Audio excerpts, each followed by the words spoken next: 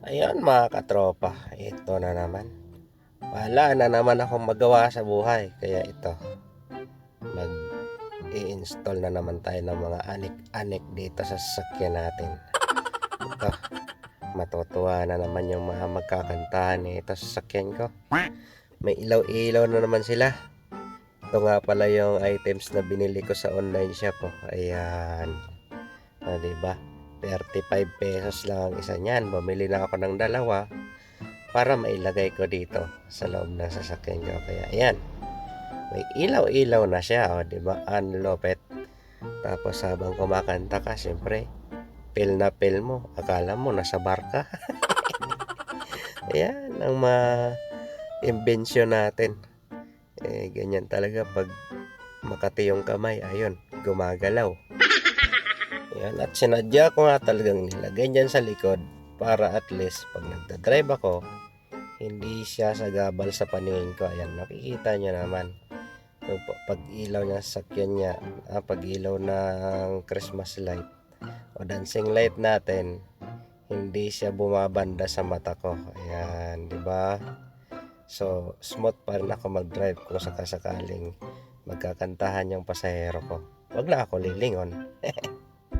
At ito, nilagyan ko nga rin pala siya ng sariling switch para may option ako kung ayaw ng pasahero dahil masakit sa mata, di papatayin natin, kasi hindi naman lahat ng tao, lahat ng pasahero may gusto ng ganito. So syempre pag ayaw nila, di patayin. Ganun lang naman yan eh. Ibigay natin ang hilig, di ba? Ang importante, ma-entertain ko yung sakay ko na ayos pa rin ang pagmamaneho natin.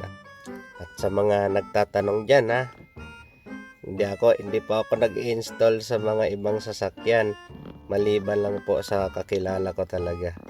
Doon lang po ako nag-install sa mga katropa ko, kasi ayaw ko po kasing mag-install sa ibang sasakyan na kunwari babayaran lang ako.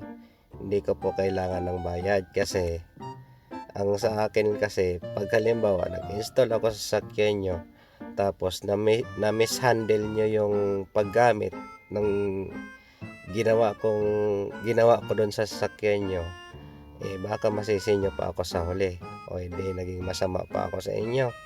Kaya mas maigi na lang po kung magpapa-install man kayo ng kung anong nakikita nyo sa sasakyan ko, doon na lang po kayo magpa-install sa mga professional. Kasi pagdating po sa akin, hindi po talaga ako nag-install niyan. Mahirap na po kasi. Sa akin lang po, nag-iingat lang. Iniingatan ko lang din po yung kaalaman ko. At saka siyempre, pangalan ko rin siyempre.